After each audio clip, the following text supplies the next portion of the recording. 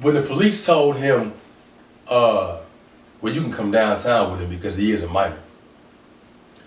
And his response was, I got something to do. That shit played in my mind. It's been 25 years, man. That shit played in my mind over and over and over again. So, yeah, I think it's a little bit of betrayal, man. A little bit of him saving me as well within that betrayal, or the betrayal is within him saving me. But that damaged me, man. It did because I was like, I couldn't understand it. I still can't understand it. And I can only imagine how you felt in prison, yeah, knowing that your dad just did that to you, and you in there battling that and battling the other stuff. It hurt worse as an adult, knowing after me figuring out how the system is and what it does to us as a people. It hurt worse then than it did when I was 15. See, when I was 15, it was just anger. It was just like, man, yeah, I hate you.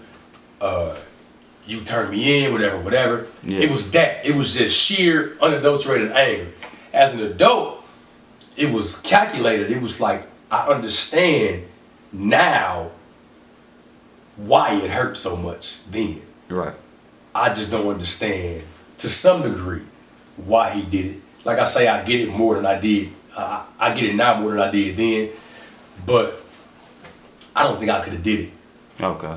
Honestly, I don't think I could have did it, man. But that damaged me, though. It really did. And for a long time, I couldn't even talk about that. Yeah. I'm talking about up until recent years, I couldn't even talk about it because I was like, man, how in the hell do you fathom doing that and not even coming to check on me?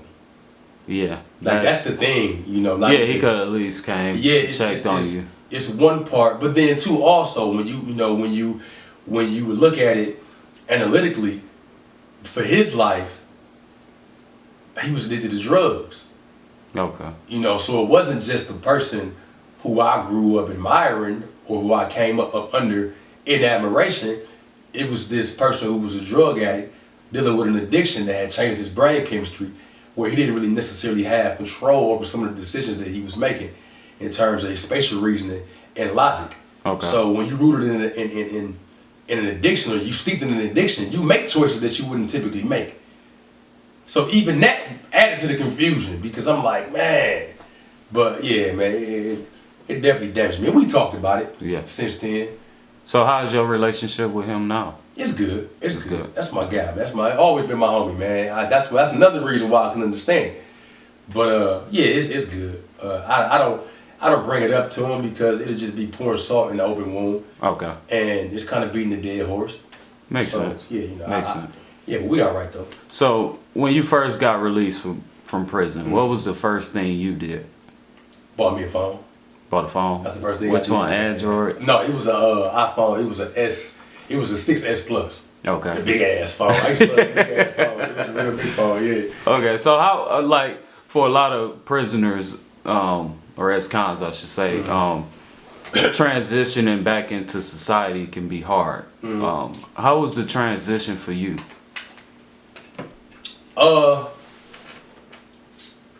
Easier than most because I had a support system. Okay. If I didn't have a support system, I think it would have been extremely difficult. But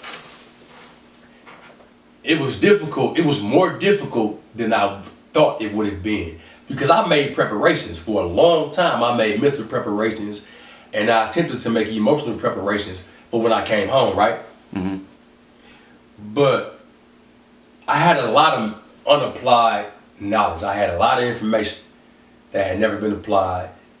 And as situations arose, I was able to apply those. And then some situations arose that I didn't even, I never anticipated. And I'm like, damn, how do I deal with this? Okay. I had never paid bills. I had never driven on the freeway. I had never had a long-term relationship. I had never done any of the things. I didn't have a high school sweetheart. I never had my license. So a lot of the basic things, a lot of the fundamental things that people experience growing up at 18, 19, 20, I never experienced. 16, 17, and 18, I never experienced. So I got to experience those things as a 34-year-old man after doing all of this time in prison. So I approached it with an excitement that nobody had ever seen before in a 30-something-year-old man. Like, what's wrong with this nigga? Like, what's the fuck wrong with him? So I wasn't really bothered by a lot of the stuff that other people are bogged down and jaded by. It's like, man, my nigga, like, why you so angry? Yeah. They like, man, I gotta pay this bill, that bill. Now that don't mean I don't get frustrated or I didn't get frustrated, but I was just like, shit, at least I'm out.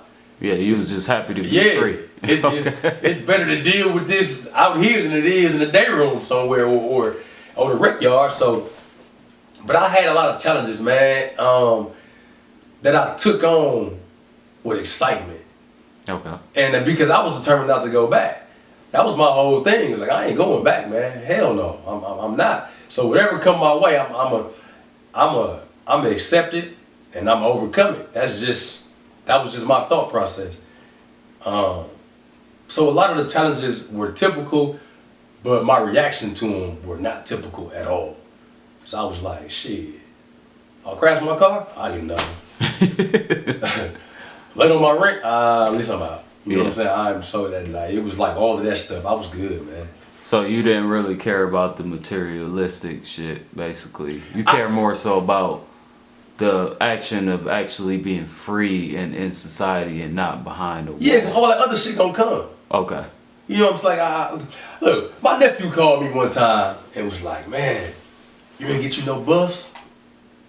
I'm like, no. He talking about the Cartier lens. I know. I'm from Detroit. And that's what I forgot you on definitely. So look, at the time, Buffed Up was out. Yep. So he called me and said, oh, come holler at me. I'm like, what up, man? I go over there. I watched the movie with him. I said, man, what the fuck is this, man? He like, dog, man, you gotta get you some buffs. I said, I don't give a fuck about them glasses, man. You know, he was 16 at the time, so I understood his excitement. Yeah. Because it was stuff when I was 16, I was excited about that. People my age, I mean, people older than me just couldn't understand, like, why the fuck are you so excited about this Tupac album? Nigga, because this is life. You know? Like, this is life right now. But so yeah, I never was really real big on material things. That don't mean I don't like nice shit. I just be like, on my list of priorities. Yeah, it's at bare bottom. It's on there, but it ain't like that's way how it is top. for me. So but that don't mean I don't get fly as much as I can. I just be like, nigga, I stay in the house. I don't care about none of that. You know what I'm saying? Yeah. But plus I wasn't really big on looking like everybody else. Right. I didn't want to really wear everything that everybody was wearing. I didn't want to. I refused. I love buffs, but I'm not gonna get a pair, man, because I don't want to. I'm good on that, man. You know what I'm saying? Would you get a pair if you can design them with the PP on there? Yeah, see, you got your own. See, I thought about it though. I thought about doing that. Yeah. But it's still just the glasses that people see. True. So it's because they don't see the details. True. Like people look at a lot of the stuff I do and be like, oh man, that's nice. But look at the details. I put a lot of thought in the details, you know what I'm saying? Yeah. But people, because I got guys, like, man, a lot of my homeboys got some dope ass frames. That's just uniquely them. Yeah. Well, but when women look at them who don't like the guys that wear buffs, they be like, he got some motherfucking games. I ain't messing with him. I'm about to look. You better look at them glasses because they different than the average ones. You know what I'm saying? But so it's just the lack of attention to detail in other people that prevented me from doing that. So I just wear other glasses. Okay. I go get some Ray-Bans or something other than that. Yeah. My nephew was obsessed. He was like, oh man.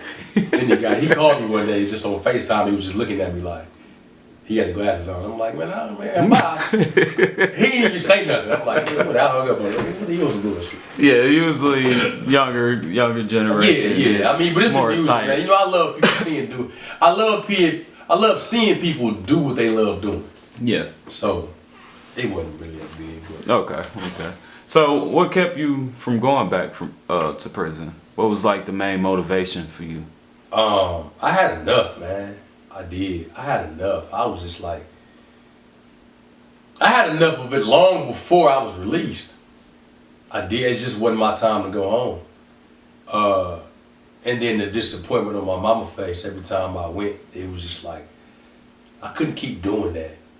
I couldn't keep making the people who were believers in Brad non-believers because I wasn't a believer in myself. Yeah. So I was just like, I got to do something different.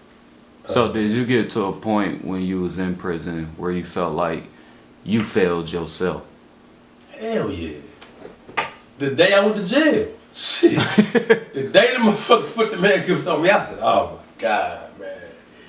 I said, again? I'm like, and it's that feeling of, I'm better than this, man. Yeah. It was like I looked in the mirror and I was like, dog, you tripping. So all that shit you thought was once cool literally went out the window. Yeah, like it was, and I don't even think I ever thought it was cool to some degree. I thought it was acceptable. Okay. Like, man, this shit is ridiculous, man. What you doing? Yeah. And I had countless conversations with myself. It's a song on the Facts of Life 2 called Loser. Yeah, I heard that. And that was a song to myself because that's actually how I was feeling at that time. I'm like, dog, you got all of this drive, all of this ambition, and all of this know-how, and all of the other positive characteristics that you just not capitalizing on. And it was one of them conversations where I had with myself in the room alone. I had a single still at the time. I'm like, nigga, you tripping, man. This some loser shit. And I said, damn. That's all I got a song idea. That was one of the hardest songs I ever wrote. Yeah. I mean, like, difficult, challenging. Because I was like, what if motherfuckers really thinking about me like this? Right. What if this is really what they thinking? Could I take that? But I was at that point, I had reached the point where I was like, I realized that the greatest growth comes from the most difficult situations. So I said, I'm gonna write this. And I jarred myself emotionally into a realization of you control you. Everything begins and ends with you.